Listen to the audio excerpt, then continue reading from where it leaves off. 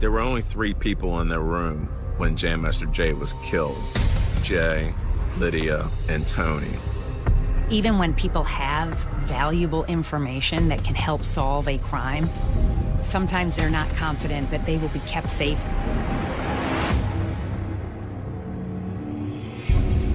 There was definitely outcry about the case. How come it's not solved yet? Eventually, everything in the dark comes to light. In this second episode of a 2-part special, witnesses unveil a reprisal for a deal gone wrong. They were working with Jam Master Jay was because they were close to him.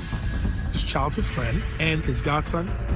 He had felt that he had been wronged by Jason and that this was vengeance for that. You cannot be successful in the drug trade without being ruthless, and a message needed to be sent. And we dig into the decades-long quest to bring justice for a tragic chapter in hip-hop history. Their strengths in this case were also their weaknesses. Lydia's fear in the courtroom was palpable. Anyone would be afraid of making an enemy out of a killer.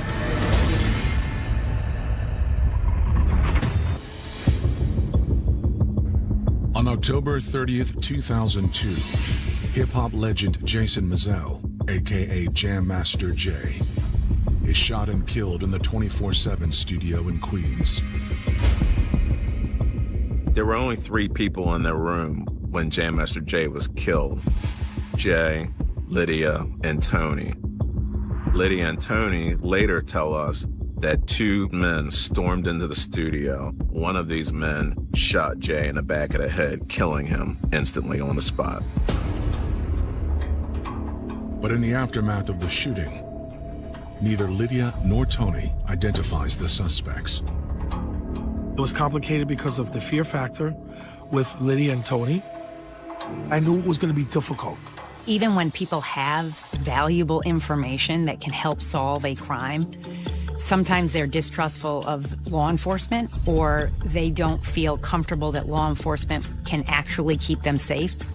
I would think anyone would be afraid of making an enemy out of a killer. Several months later, Lydia finally comes forward, picking one of the men out of a photo lineup. She knew one of the men involved in this crime. She knew Ronald, and Ronald was the person that was holding her down. But she didn't know the shooter. She didn't know the person who was responsible for murdering Jay. Everybody knew Ronald Washington. They knew the type of person he was and what he was about. They were well aware of his drug activity. Everyone in the community knew about it. And they knew that him and Jay grew up together. Investigators suspect that Jay was also involved with narcotics. There was a long piece that came out in Playboy magazine that was going through a complete detailed account of the fact that Jam Master Jay was involved with drug activity. The author interviewed Ronald in prison, and what Ronald said was that this whole murder was because it was a drug deal gone bad. But the exact connection between Jay, Ronald Washington, and the illegal drug scene remains unclear. Ronald Washington's name remained at the forefront of the investigation. Investigators and prosecutors believed he was involved, but lacked the evidence to prove it. The identity of the actual shooter remained a mystery. You had people that were very protective of Jason Mizell and his reputation, and they felt putting him in the narcotics industry at all was going to harm his reputation, and they didn't want to disrespect him after he had passed. Washington was in jail on another unrelated case, and he was doing time. They had time on their side. But the months turn into years, leaving Jay's friends, family, and fans frustrated. There was definitely outcry about the case. How come it's not solved yet? You gotta remember, Jay got killed in 2002. Tupac was killed in the 90s and Biggie was killed in the 90s. So between 2003, 2004 to the 18, other rappers were involved in other homicides. So the public was like, every time something came up about a rap murder, how come these cases are not solved? Obviously, you want justice for it. You know, I wanted justice for my friend, but I didn't want to just blame somebody who didn't do it. So to me, it was necessary to wait this long because eventually everything in the dark comes to light. He was like a dad to me. So it was like I lost my dad, and then my grandmother lost her son, my mother lost her brother. You know, so it's rough. It was very hard to deal with. So TJ and Jesse and Jason Jr., they grow up without a dad. As the case remains unsolved, Jay's legacy takes shape. In 2009, Run DMC were inducted into the Rock and Roll Hall of Fame. They were the first hip-hop group to ever get that honor. When they got inducted into the Rock and Roll Hall of Fame, it just sucked because Jay wasn't there. Jay would have loved it. He would have bragged about it a little bit, and in a playing manner, because he wasn't a type of guy that thought he was better than anyone, but he would joke and say, you know, yeah, we in the Hall of Fame. You know what I mean? Like he would be very happy and very proud. Hollis, Queens, like most parts of New York City, has become gentrified and a lot of the crime has reduced, thankfully.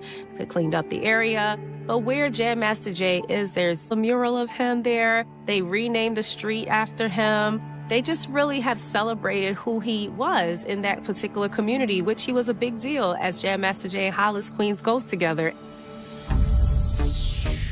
In addition to the many accolades, there was a lot more to his legacy, to include Scratch Academy, which would further the progression of DJing in general amongst future DJs and current and present DJs. DJing, again, is an exclusive club. And before Scratch Academy, DJs were super secretive about their techniques. Only people in your camp would learn that trick that you knew how to do. People that you trusted, your friends. But here's this school that is doing the opposite. They're teaching people, whoever wants to walk in and learn how to do these secret techniques that only DJs like myself knew how to do. DJing, hip-hop culture in general was a way out for kids like me, a way out of getting into crime, a way out of ending up in jail or getting into fights. It's like you were using your energy in this positive way, in this healthy way, in this creative way, and then experiencing yourself and then making a name for yourself around the neighborhood. Then in 2016, the case gets fresh eyes. Federal investigators step in under the belief that Jay's murder was connected to a drug deal. In order for it to be a federal crime, it has to have some other nexus. Well, one of the nexuses is it was a murder committed in furtherance of a drug transaction. The investigation is no longer a local police matter. It's now taken over by the EDNY, the Eastern District of New York. Tens of thousands of people likely were wondering, how could they never solve this? You know, if that could happen to Jam Master Jay, a very famous person who everybody knows, if Jam Master Jay's murder could go unpunished, what expectation do I have of justice from me? We needed to respond. And we need people to have faith in the Justice Department. And we need perpetrators to know that the passage of time provides no escape or relief from you when you commit a crime of this nature. We will never give up. Around the same time, a new tip comes in from Randy Allen. Randy was in the studio that day, but he wasn't in the room when Jam Master Jay was killed. But what we do know is that Randy has a story to tell. He has some information that he needs to give the investigators. Apparently, Randy Allen starts making phone calls. And one of the people he calls is Tony Rincon. And it's in 2016, I believe, that Tony Rincon tells Randy Allen that it was Carl Jordan who was the shooter. Carl Jordan was Jason Mizell's, or Jam Master Jay's, godson. There was no blood relation, but he was the godson of Jason Mizell, Jam Master Jay. Carl Jordan Jr.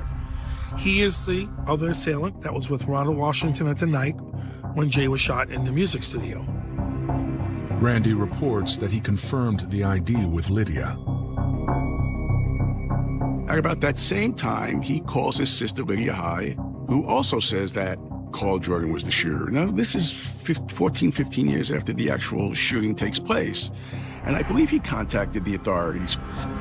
Carl was never pulled in and interviewed. He was not on their radar before that. Federal investigators immediately contact Tony. Tony talks to detectives also, and Tony verifies the story that Randy told the detectives earlier, that Carl is that second person that came into the studio that day and is our shooter. He knew it was him. As soon as he seen him, he knew who Jordan Jr. was from the neighborhood. He knew it was Jay's godson. He knew exactly who he was. He claimed that he was afraid of Carl Jordan, and now he was no longer afraid. He wanted to do the right thing.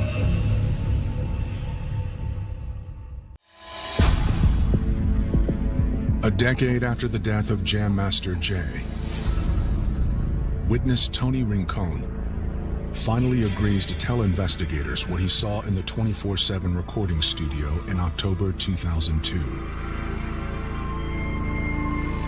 His story changes. He says that he does know the identity of the two men who came into the studio that night. They were Ronald Washington and Jordan. Jordan was Jam Master Jay's godson, and Washington was a good friend of Jam Master Jay and had grew up in the neighborhood, so he recognized them immediately. He said that he didn't come forward because he was scared, but he finally decided to tell the truth because he just felt like Jam Master Jay's family deserved answers. Many years over this investigation, detectives heard many people named and many people identified as the possible shooter, but they had never heard Carl's name. Carl is a new name that's come up in this investigation, so detectives know they have to look into this. There wasn't a lot of evidence connecting Carl Jordan to the studio on October 30th, 2002. In fact, until 2017, there was no evidence connecting him to that studio that evening.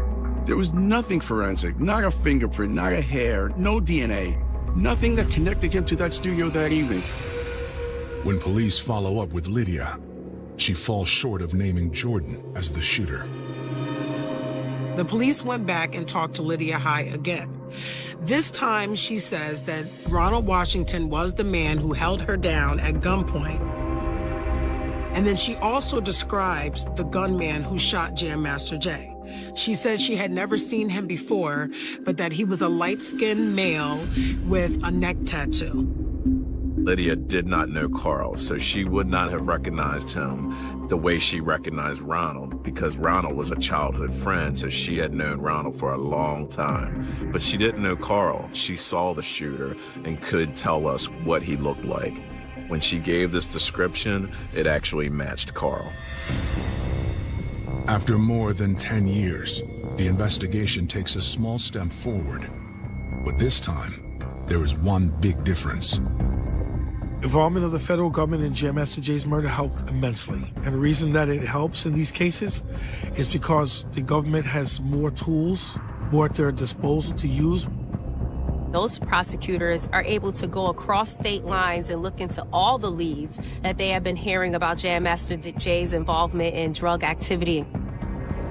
The federal government interviewed all the witnesses that NYPD had talked to, and also new witnesses that were brought forward. Another witness, Serubian Bastian, tells investigators that he was Jordan's roommate when the murders took place. He tells the police that on 2 occasions at least, he's overheard him bragging about being the person who killed Jam Master Jay.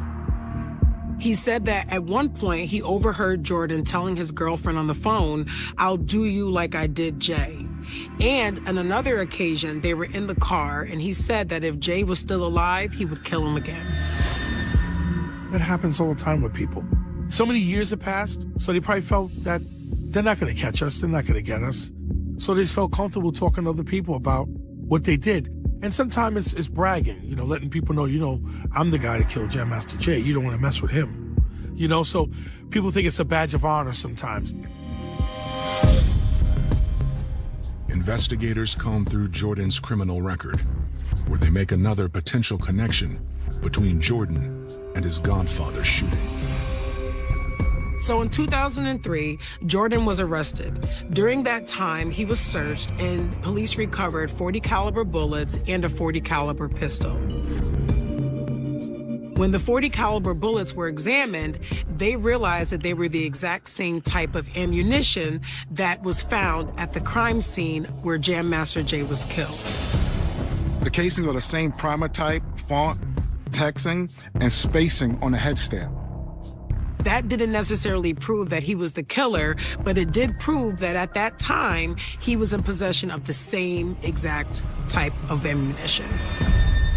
So detectives now know that they have two suspects. They have Ronald Washington and Carl Jordan, but they don't have any evidence. We don't have proof yet to be able to charge these suspects with this murder.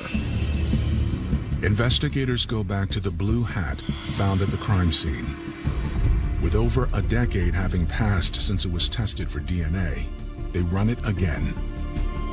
They recover a blue hat at the crime scene that didn't belong to any of the witnesses. They're planning to do a DNA analysis and hope that it matches either Washington or Carl Jordan Jr. Detectives figure out that if they can match the hat to either one of these suspects, then that could break their case wide open.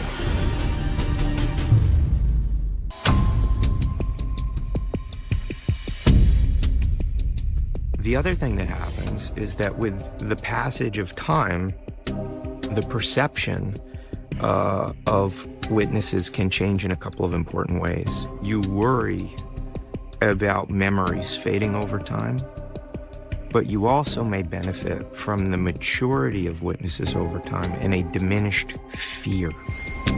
The fear factor is important, but if you look at the history of the United States Attorney's Office in the Eastern District of New York, the office has a very proud and strong history of prosecuting the highest profile cases in the United States involving some of the most dangerous defendants. So the office comes with the credibility and institutional experience to know how to work with witnesses in a dangerous environment, facing potentially dangerous defendants. Over a decade after Jam Master Jay was gunned down, federal investigators retest a potentially key piece of evidence found at the scene. There was this blue hat that was recovered near the body of Jam Master Jay. That hat was tested back in 2003 to see if there was DNA. And at that time, there was no positive match. But now detectives take a second look. From 2002, more samples hit CODIS, and so there was a wider pool to analyze or to compare to. That's why they did it. The federal government decided to retest the blue hat for DNA. And when they test that hat, they run the DNA sample through a database called CODIS. And when it runs through CODIS, they get a hit. The test results come back. They find out that it wasn't a match to Ronald Washington or Carl Jordan Jr. It was a third suspect. The DNA came back to a third person that wasn't even on their radar.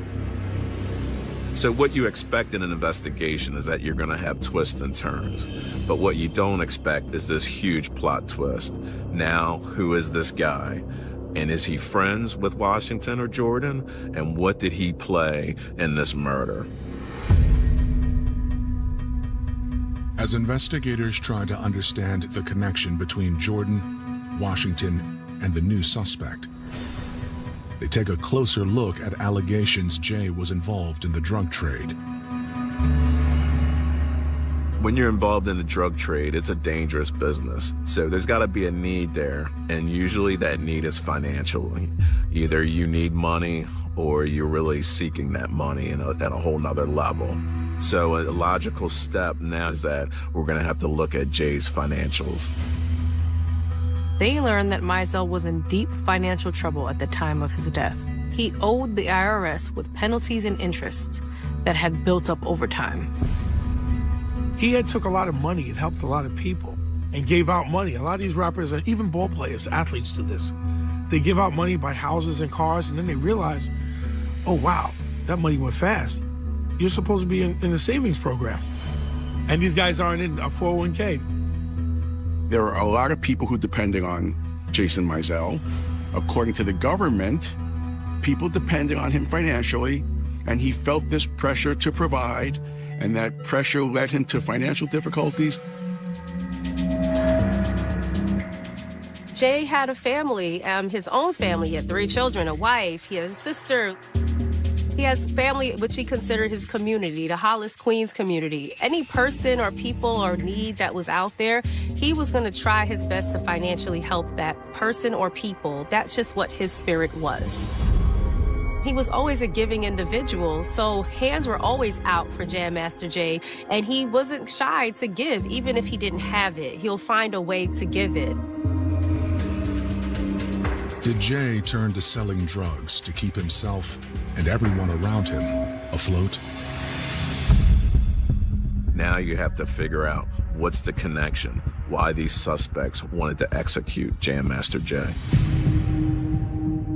Police circled back to Ronald Washington because they were well aware of his drug activity. Everyone in the community knew about it. Ronald Washington was in jail for a series of robberies. He did a bunch of commercial robberies, and the federal government already arrested him, and they charged him with those robberies. However, now, he was sentenced to certain years in jail, and his time was about to come up, where he was about to be released. It's still not enough for an arrest, but investigators are ready to confront Washington in person. On April 16, 2019, investigators interview Washington at a prison in Kentucky. The federal investigators decide to go speak to Washington in prison. And when they speak to him, he starts off immediately saying, I think I might need a lawyer for this. It's a weird thing to say. Either you're making a joke or you're implying your guilt, your involvement in this murder. But either way, you agreed to talk to police, so we're ready to listen. He talks to them anyway.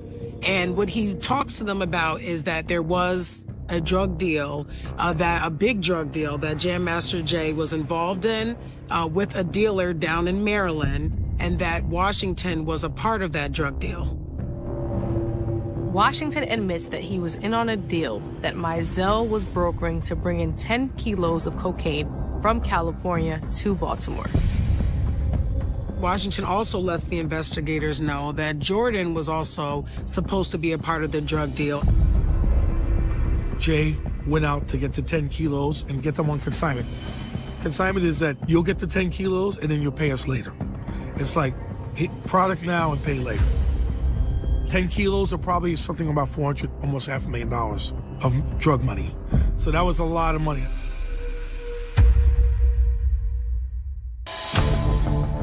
Federal investigators looking into the death of Jam Master Jay interview suspect Ronald Washington in prison. He admits that 3 of them, including Jay, were involved in a drug deal. And the result of this drug deal would have brought them a lot of money at the end.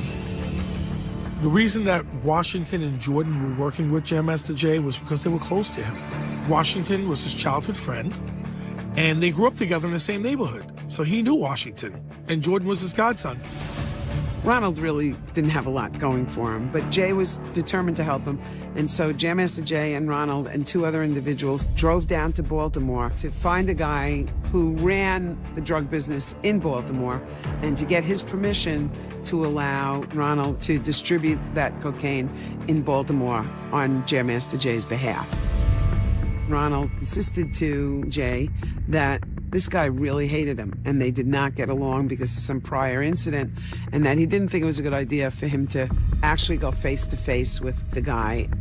And if Jay was able to work it out, then he would go meet him, but he really thought the guy hated him and he didn't think that they should meet. And so Jay agreed and he dropped Ronald off at a motel. And then Jay and his driver continued on to meet with this drug dealer who controlled Baltimore. And his reaction to Jay's request to allow Ronald to distribute drugs in Baltimore was, if I see him, I will kill him on sight. I don't want to ever see him in Baltimore. The guy in Baltimore was like, you messing with him, Washington? Like, I don't want that guy pushing my drugs in the neighborhood. He's not a good person. I don't trust him, never did, never will. If he's not cut out, I'm not giving you anything.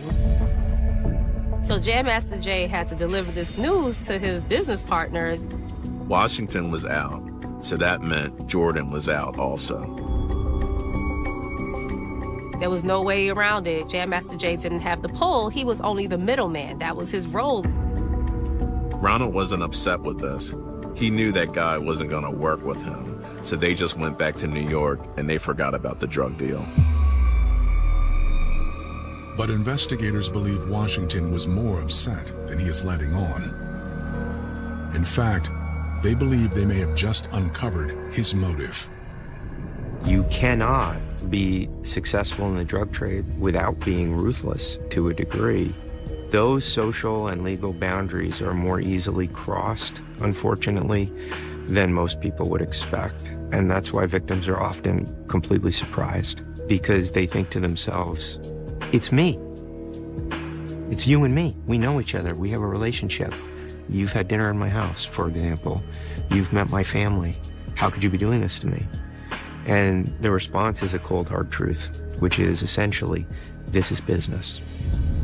He felt that he'd been cut out of a deal, somehow cheated, and that was unacceptable to him and a message needed to be sent. Jam Master Jay's murder was set up by Washington and Jordan as revenge for him cutting them out of the deal in Maryland. 4 years after taking over the case, federal prosecutors are confident enough to make a move. On August 16, 2020, Carl Jordan Jr. is finally arrested at 36 years old. 56-year-old Ronald Washington, who is serving a prison sentence for a robbery, is also charged. Both men are charged with murder while narcotics trafficking. Carl Jordan Jr. is charged with additional counts of narcotics distribution. They had to move fast because they didn't want to arrest Jordan and then have Washington be released. So they tied them both into the murder and indicted them both. Bingo, now they're remanded to jail. They're not going anywhere. News of the arrests and the alleged motive is a mixed bag for Jay's family. We were not friends. Growing up, I knew them. I have absolutely no clue on what the motive was for Jordan Jr. and Washington to kill my uncle. Because I don't know Jay to be a drug dealer, right? I don't know Jay to be involved with drugs. I don't know that. So when you heard that, Jam Master Jay's death was attributed to anything drug-related, it was a shock. Knowing him personally, him being involved in anything drug-related was an absolute shock to me. But the arrest resurfaced it all, back to the top, and it kind of got pushed back in my face like, this is the beginning of it. So really, it was just the beginning of the end. As prosecutors prepare their case, the biggest weakness is in plain sight. DNA was found at the crime scene from a third individual.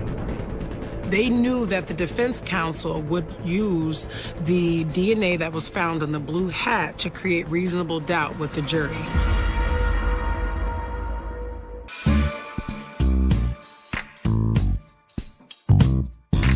During the time when Jam Master Jay was murdered, a lot of things were changing during that time, and they had ushered in a new brand of rap music called gangster rap. So you heard gangster rap on the radio now. And once they started to play gangster rap on the radio, then they started not to play the other rap music that preceded gangster rap. I think oftentimes, coming from successful situations, successful music groups, when your circumstances change and you're going through a transitional period, it can be difficult to sustain yourself.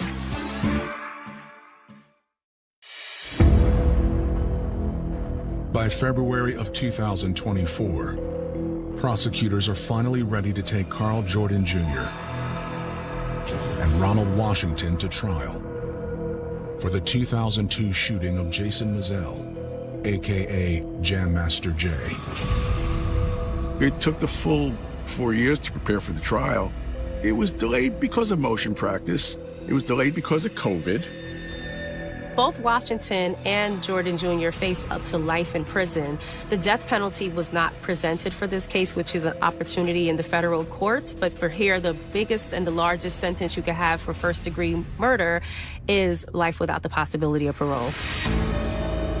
In their opening arguments, the prosecution lays out what they allege happened on October 30th, 2002. The prosecution's theory in their opening statement was that Jason Mizell was part of a drug trafficking network between New York and Baltimore. That he brought Jordan and Ronald Washington into a deal in Baltimore and then out of the blue cut them out. And that was the motive for the shooting. So, according to the prosecution, Jam Master Jay's murder was set up by Washington and Jordan as revenge for him cutting them out of the deal in Maryland. They explained to the jury that they came to the studio that night together and that they went upstairs. Jordan walked in, Jay stood up, Jordan screamed, and that's when he pulled out the .40 caliber gun and fired a single shot to Jay's head. Jay died instantly. A second shot struck Tony in the leg. Lydia, who was near feet away, ran to the door, but she was blocked by Washington, who pulled out a gun and ordered her to the ground. Lydia High takes the stand. Lydia High never specifically identified Carl Jordan. What she claimed she witnessed was that the shooter was a light-skinned black male with a neck tattoo. She described Jordan's appearance. A light-skinned male, she described his tattoo, and then in addition, she explained for the jury that she knew Washington, that she recognized him that night when he came through the door because she had grown up with him in her neighborhood. Her fear in the courtroom was palpable. I think it was evident to anybody that was there and witnessed her testify the trauma that she went through and how difficult it was for her to have to go back through and relive those events. With Lydia's testimony, prosecutors addressed the presence of the third man whose DNA was found at the scene. They allege Lydia unknowingly let him in. She testified at this trial that she had no idea who this was. He must have come in while the door was open and she was walking in. They sent this third person into the building so that he could go into the back and open the fire escape to let Washington and Jordan in. Tony Rincon also takes the stand. Tony testifies that he knows both Washington and Jordan and identifies them in the court that day.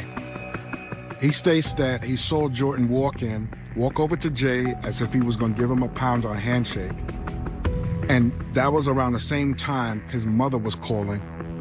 He said that he heard the shot, he looked up, and he saw Jay fall. So Tony testified that the shooter and the other suspect ran out the fire escape after shooting Jay. And this verifies the information that detectives have that there was a third person who allowed access to that fire escape for our suspects.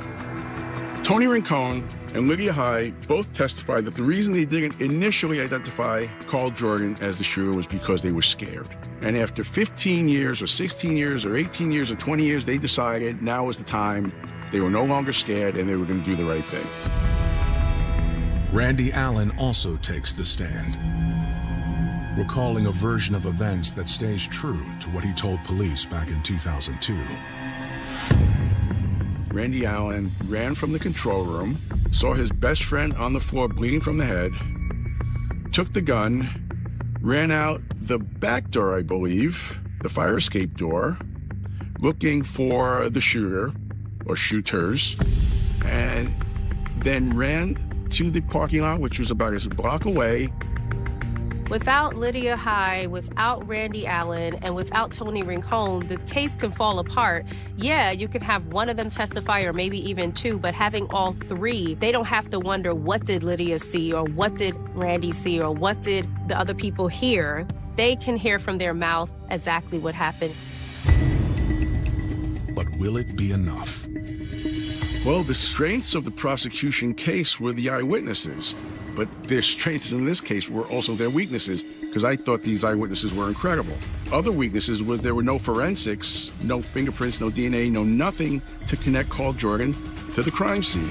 No statements by Carl Jordan to really connect him to this. There were a lot of more weaknesses, I believe, than strengths. Well, sure. He came in through the front door. He left his hat and his DNA at the crime scene. He matched the description provided by Lydia High, first description she gave as the shooter being 6 feet 2 inches tall. The day of the shooting, Lydia gave a description of the shooter being tall. The problem in this case is that Jordan is not tall, but this third person is a tall individual. The defense theory was that this third person who came in through the front door with Lydia High and left his DNA at the scene was the shooter. He left forensics at the shooting. The defense hones in on the changes in Tony and Lydia's statements over time. Now on cross-examination, I was able to take their handwritten statements and use them in cross and say, you know, the day or 2 days after this happened, didn't you say this and didn't you say that and didn't you have a different recollection? When it happened than you do, you know, when you testified last month, 20 years later. That's why we called the memory expert. The defense called one witness to the stand. It was a memory expert who called into question whether Tony Rincon or Lydia High could remember exactly what happened 20 years ago. It seemed to us that it was worth raising in the jurors' minds the notion that memory may be sharper at the time of an incident than it would be some 20 years later. People's memories are fresher 20 years earlier. And not just fresher, but more reliable. Because as you retell the story over time, you add a piece here and you add a piece there, and you continuously add, you know, and then you don't know, in your own mind, you don't know what actually happened. We challenged the government's narrative by saying the evidence is insufficient to establish guilt beyond a reasonable doubt. That's how we challenged it. The jury deliberated several days. I never know what to expect during deliberations. What I expect never happens, so I stopped trying to have these unreasonable expectations. In February of 2024, the federal jury deliberates, and they come back and they find Washington and Jordan Jr. guilty of the murder of Jam Master Jay. Ronald was stunned by the verdict, and he was very upset by it. Lost it, and he screamed out. There was an outburst that the judge addressed very quickly. And she had made efforts by admonishing the defendants and also members of the gallery, the prosecutors, the people that had come to watch, members of the press, that she wanted there to be respect for the verdict, no matter what it was. The date for Ronald Washington and Carl Jordan's sentencing is still to be set. For Jay's family and friends, the closure is bittersweet. I went through 20 some odd years of suffering without Jay.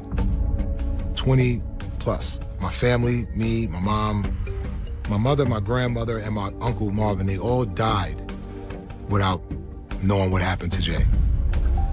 So I don't have any sympathy for Jordan or Washington. I wish he was still alive because Run DMC was a global phenomenon, and their reach was important because as they were performing, as they were sharing their creativity with people, they were also producing the blueprint of what hip-hop is. Rapper, DJ. That connection, that symbiotic relationship is important. It's integral to the music. Hearing Jam Master Jay scratch a sound was akin to watching someone perform magic. Jay was alive right now, he would probably be producing my 5th album for sure. And Run DMC would still be touring.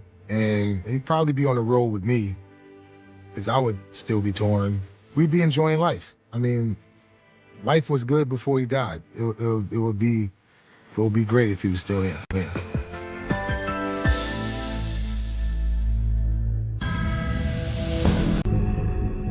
He was very talented.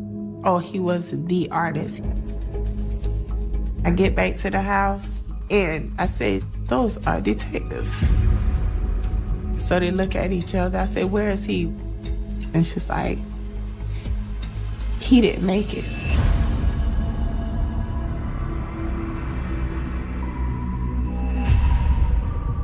What did you need an officer for? There's been a homicide. There was so much blood all over the floor that the officers were concerned that they would slip.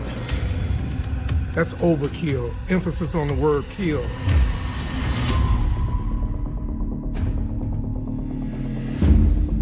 We have 3 people.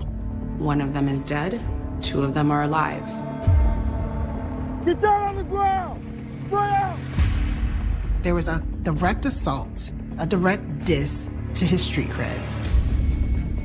He went over his friend's home thinking that he was going to go to a party, but he was walking into a lion's den.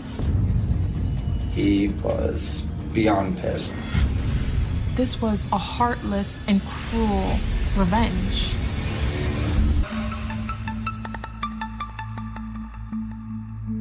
Maitland, Florida is a low-key inland community, set aside from the beaches and tourist attractions.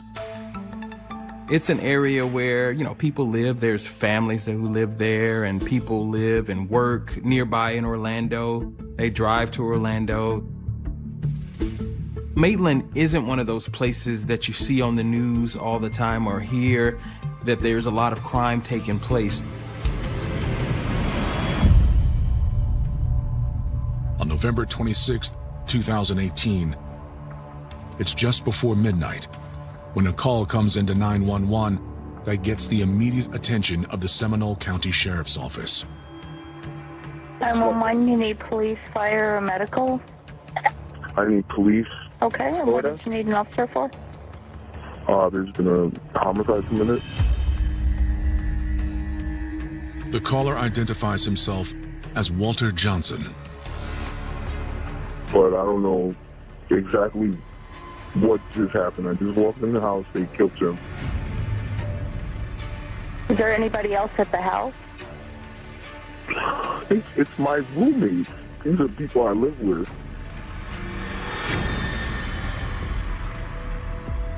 The caller explains that he just returned home with a date when he walked in on the horrific scene.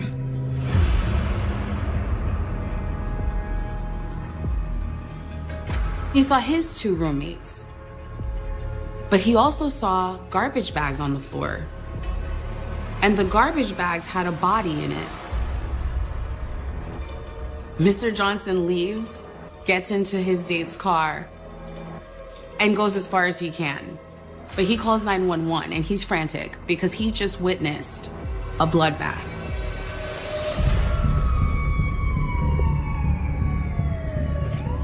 Seminole County Sheriff's deputies arrive at the address Walter gave them on South Boulevard.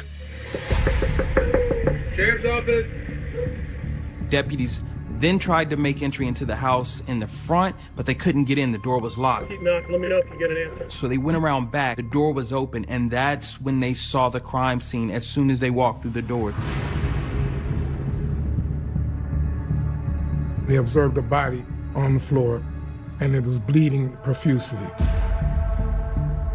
When they saw the body, they heard someone in another room screaming for help.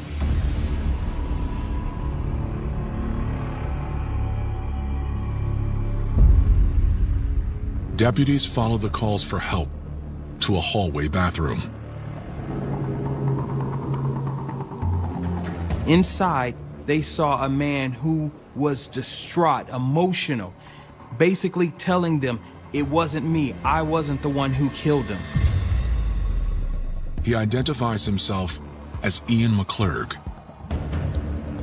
He said his roommate was the one who actually stabbed that victim to death. But the roommate is gone.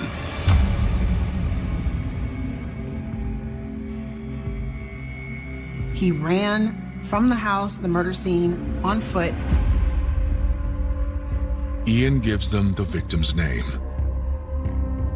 Investigators identified the victim of this crime as 24-year-old Josh Barnes. He wasn't a resident of that home, so one of the questions that detectives wanted to answer was, why did he come there that day and what happened to him when he got there?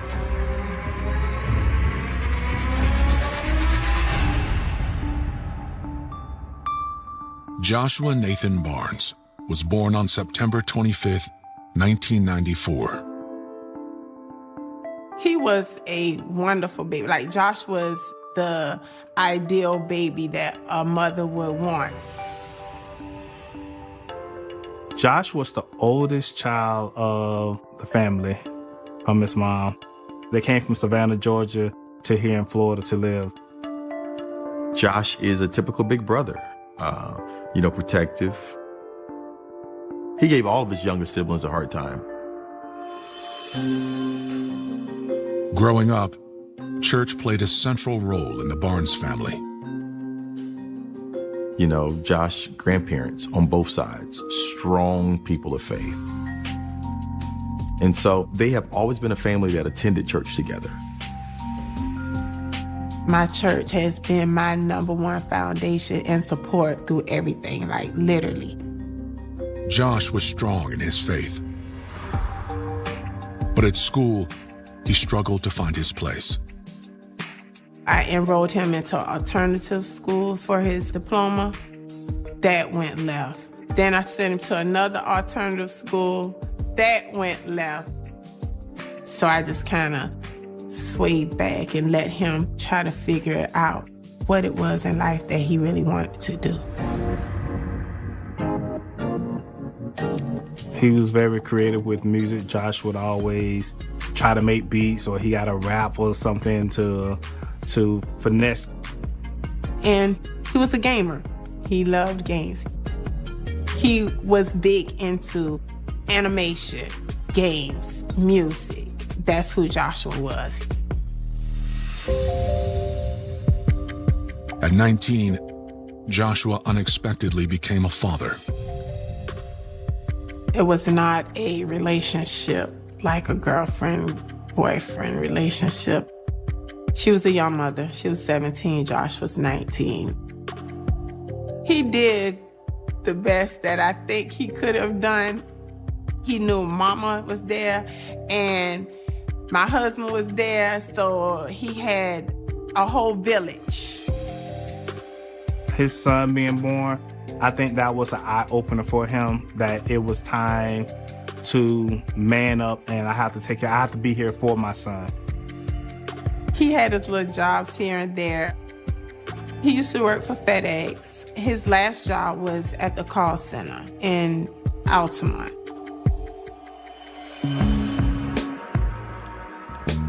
At 24, Josh was caught in between youth and adulthood.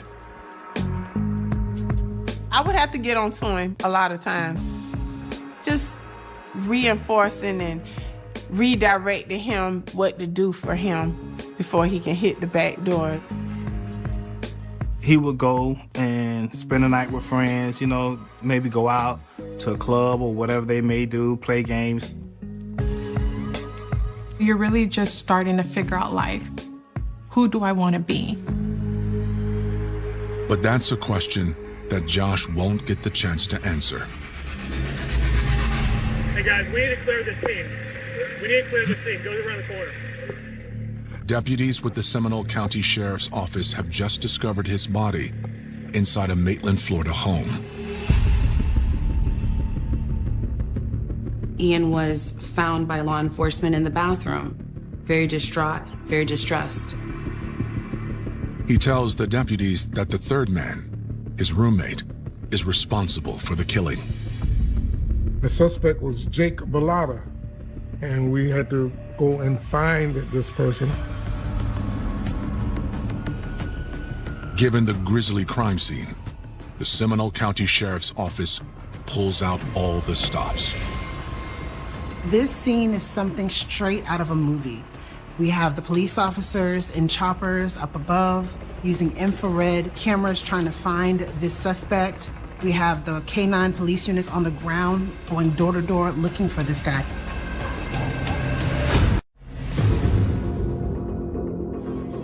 Just after midnight on November 27, 2018, the Seminole County Sheriff's Office is on the scene of a grisly killing. You have Ian, who hid in the bathroom. You have Jake, who just left his home, left a crime scene, left a dead body. A search is quickly mobilized for Jake Bellotta. If you let someone get away 12 to 24 hours, they could be long gone. They could be in another state. So we try to find them as quickly as possible. They called the helicopter, and they came out, and they were checking the area one by one, street by street, block by block. With the search underway, Ian McClurg is taken to the sheriff's office for questioning.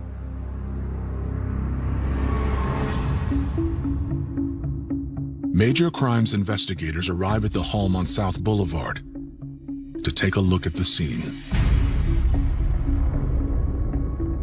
It's their job to paint a picture to determine what happened inside that home, but this scene was a nightmare. This was going to be a challenge. There was blood droplets everywhere, blood smears all over the house. There were footprints everywhere. The body was partially covered in plastic and wrapped in duct tape, and it looked like it had been dragged throughout the house. They saw a bucket with bloody water inside and cleaning supplies. Whoever had done this was trying to clean up that crime scene. And there looked like there had been a massive struggle when this all happened. The evidence was just all over the place. You could see a handprint, a bloody handprint on the wall where possibly the victim was losing consciousness and trying to get away. This young man fought for his life. Crime scene technicians found a bloody knife, and they believed that to be the murder weapon. It appeared that this victim had been stabbed multiple times.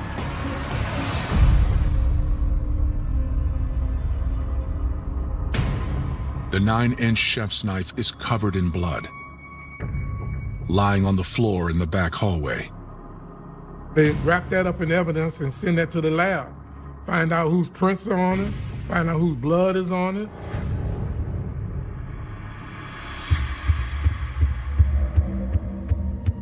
While searching the crime scene, detectives were able to find something they thought was unusual. It was a bloody backpack. In the backpack was a game station, a pair of shoes, and a vaping machine. The backpack had a tear in it, and there was blood. So it had them wondering, was Josh Barnes wearing this backpack when he was attacked? Typically, in a situation where someone's attacking you, they'll walk into the house, they'll take their backpack off, and then they'll attack. But in this case, investigators believe the victim was attacked as soon as he walked through the door.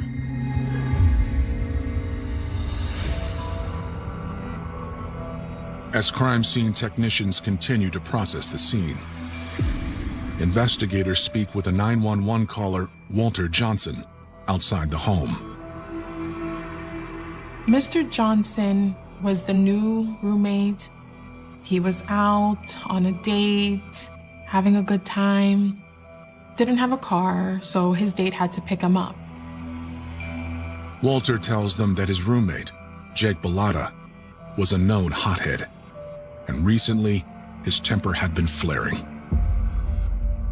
They go on their date, they come back. I'm not gonna invite you in yet. Let me go check the vibe. Tensions were high, and that was the reason why he was walking in and left his date in the car before he was inviting her in, because he wanted to make sure that everything was cool and the vibes were chill. So he walked in on something that he did not expect.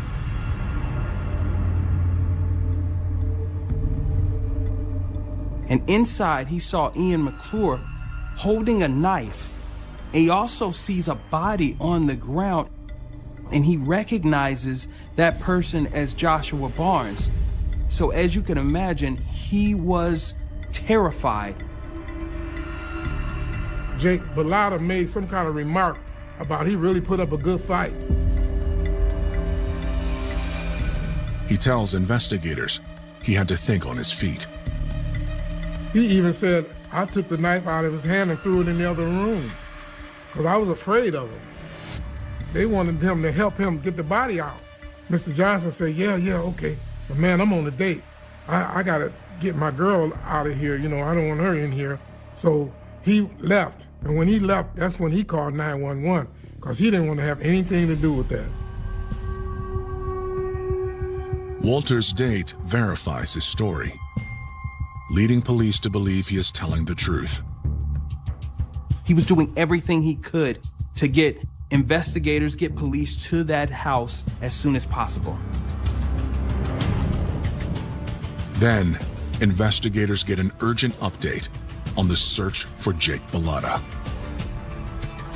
The helicopter was up searching using the infrared sensing devices in order to sense the body heat.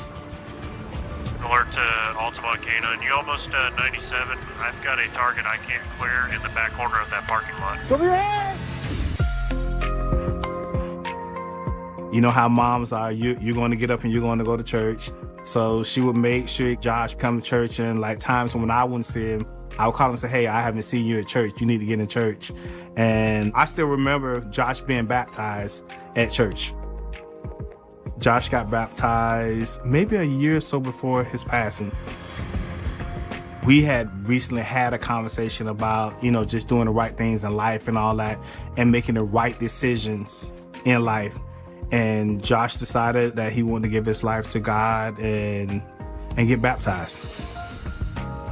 He was already talking about new things, new beginnings. That was most of the things I remember having a conversation with him about, just like new life, new beginnings, and getting his life in focus and in check.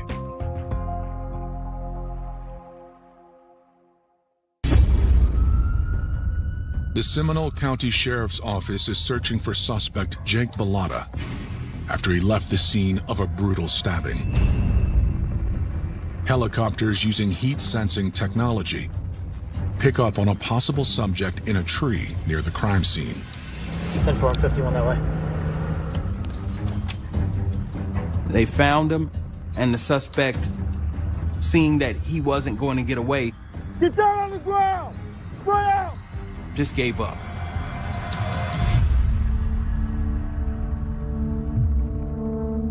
Keep your hands right there. Don't move your hands. When detectives made their way to Jake Bellotta, he was very cooperative, and he was emotional. He said he was scared. You got any injuries on you? Yeah. He tried to stab me with a knife. Who did? Instead of portraying himself as the suspect or the aggressor, he claimed he did it in self-defense. Jake is also bleeding from a cut on his hand. Is it a slice? That's definitely a slice. Investigators, doing their due diligence, they treated Bellotta's injuries. They made sure that paramedics took a look at his bloody feet and a cut that he had on his hand. Jake is taken to the sheriff's office for questioning. But once there, he is no longer in the mood to talk. Mr. Bellotta stated that he did not want to answer any questions. He wanted an attorney.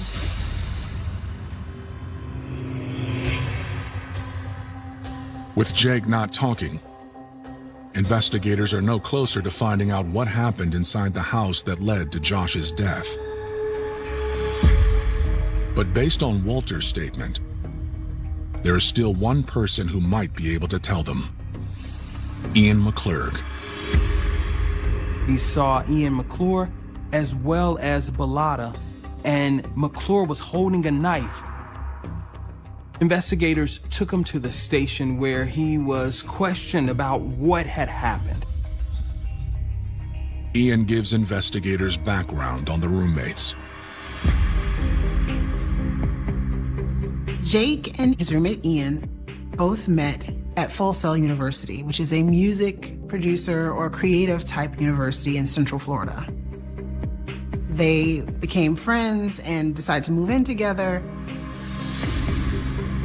He says they both knew the victim, Josh Barnes, from working together at a call center. Barnes also was an artist. He wanted to create music. So he and Bellotta both talked about one day working together, collaborating on making music and making music videos. He says Josh spent time at the house on South Boulevard. What was his situation? He had a place to live, but I was talking about maybe potentially managing him as an artist. He was friends with Jake. Mm-hmm. He was spending the night hanging out, they were gaming, hanging out and doing things of that nature. So him and Jake, they were friends. They get along pretty good? Yeah, they were until the falling out. Ian says Josh spent so much time at the house, he wore out his welcome. He was just hanging out all day, smoking, playing on his PlayStation. Jake is like, all right, he's out. And I just remember coming home one day and he wasn't there. And Jake had dropped him off on the other side of town. Josh stayed away. In the meantime, Walter Johnson moved in. Then, 2 weeks ago, the house was robbed. I noticed that there were a few things missing. And then I went to Jake's room and his mattress was turned up and it was flopped over on his end table. Jake wasn't here at the time, he was in Boston. Some items were missing and all the items belonged to Bellotta. The items that were stolen was a game station, a pair of shoes, and a vaping machine. Ian says he assumed Josh was the culprit because Josh knew how to get in. Second door, that's the room that the window's broken. I broke that a couple months ago. Ian says he was worried how Jake would react. Ian, in particular, did not want to let his roommate Jake know because Jake was known to be a hothead. Jake was known to fly off the handle for various things, for the smallest thing. Walter tried to make peace before Jake got back. He reached out to Josh Barnes on Instagram and asked him if he could just bring back the items that he took and everything would be forgiven. But Josh didn't comply. When does Jake come home and find this stuff out? Start from he came home today to find out. Ian tells police that another friend confirmed the suspicions that Josh was the thief. He showed them a screenshot of a conversation he had with Josh, also known as Sosa, about the stolen items. And he is admitting to it. Who was Sosa was admitting to? To stealing her stuff. Ian says Jake's temper flared on the spot. Jake was so enraged that Josh not only came into the home and took those goods, but he had the audacity to brag about it. He was so enraged that that pushed him over the edge, and he wanted payback. Investigators are questioning Ian McClurg in the brutal stabbing of Joshua Barnes. He tells them that his roommate, Jake Bellotta, was furious because he suspected Josh, aka Sosa, of stealing from their home. So what kind of things were Jake saying today when he got pissed off about, you know, he's punching the hole in the wall? What is he saying? The mother thinks that we're sweet. Apparently he'd been like going around telling everybody that he robbed us and like making us look like a target, basically. Joshua apparently called Jake sweet. And because he called him sweet, that was a direct assault, a direct diss to his street cred. He was beyond pissed. Like, I've seen him pissed before, but he was pissed to the point where he like punched a hole through his door.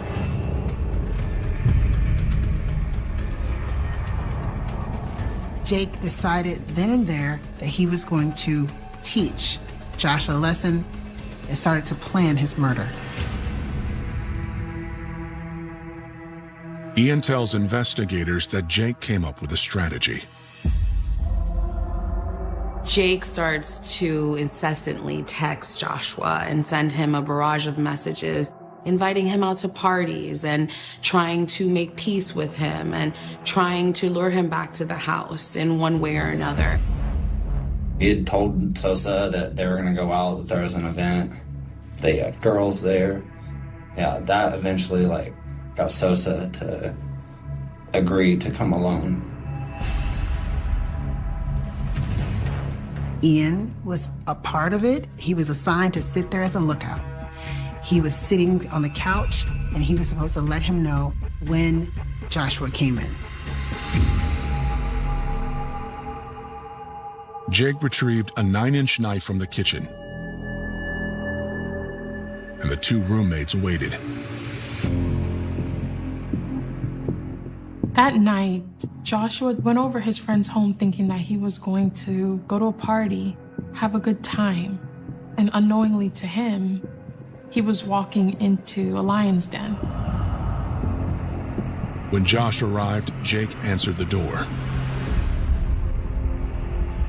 Joshua arrives to the house wearing his backpack, and he's ambushed by Jake with a knife. Jake immediately started stabbing him over and over and over again.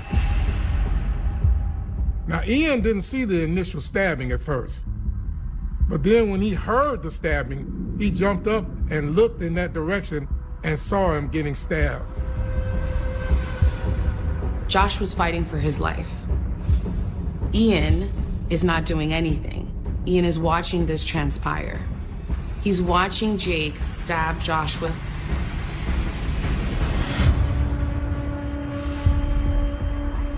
As Joshua fights for his life and takes his last breath, Jake leans over Joshua's dying body and states, "Who's sweet now?"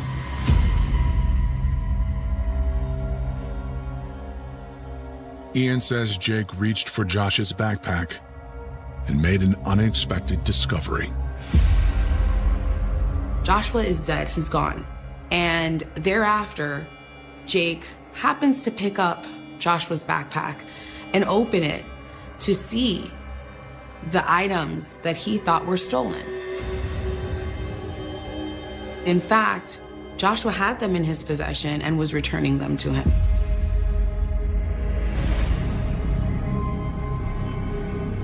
Jake shook it off and ordered Ian to help clean up. Ian was very afraid of Bellotta. He was afraid that he'd kill one guy, he'll kill me too. Which, according to Ian, is why he was holding the knife when Walter walked in. He gets up and he does help. He helps Jake. He helps Jake collect cleaning products to start cleaning up. He helps Jake fit Joshua's dead body into garbage bags. But after Walter showed up, he says that Jake panicked and fled on foot. Ian knew the police was probably going to be on the way, and he was afraid for his own life. Bellotta fled, but he stayed there because he didn't want to be accused of being in the mix. So he stayed there. When the officers got there, he was there to tell the story.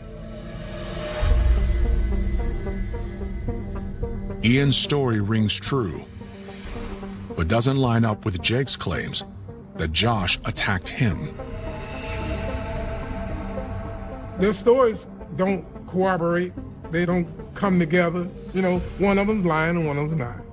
And it's up to us to make the decision. Detectives get back to work. With two conflicting statements, they must look elsewhere for answers.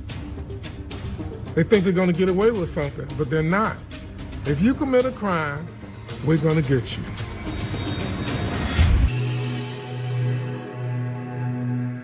Josh goes back to the house. He has everything in the backpack to get back to him. Which even brings up the question of, was it stealing? Or, since we're friends, you know, friends borrow stuff from friends all the time. You know, anything Josh wanted, his mother would have bought.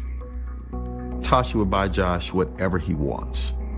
They could afford to buy their kids whatever they wanted. They're a good tithe-paying family to the church. I think that it's just a rash jump to dismissiveness again, to say that, hey, just another black man done. The value of life for African Americans and for Hispanics in this country just does not sit high. The value of life is low. This is a piece of Jake feeling Josh didn't know his place. And since you don't know your place, let me teach you your place. To me, that's a different level of crime.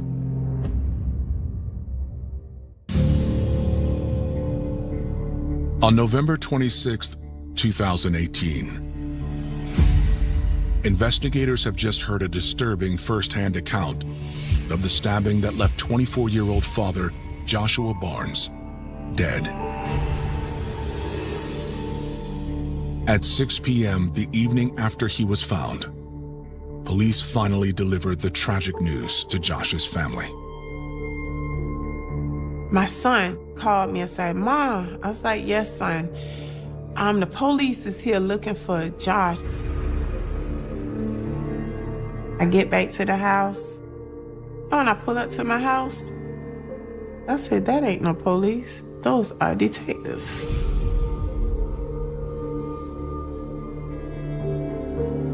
They look at each other. I say, "Where is he? What do I mean, you know, I'm trying to find out where he is." And she's like, "He didn't make it."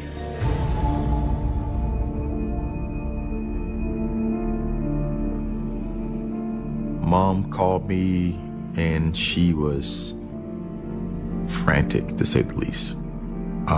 Top of her lungs, yelling, crying, screaming, and telling me that Josh is gone. They killed Josh. They killed Josh.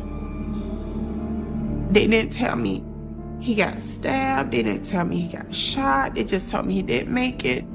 I was pissed off and angry at everybody about the whole situation.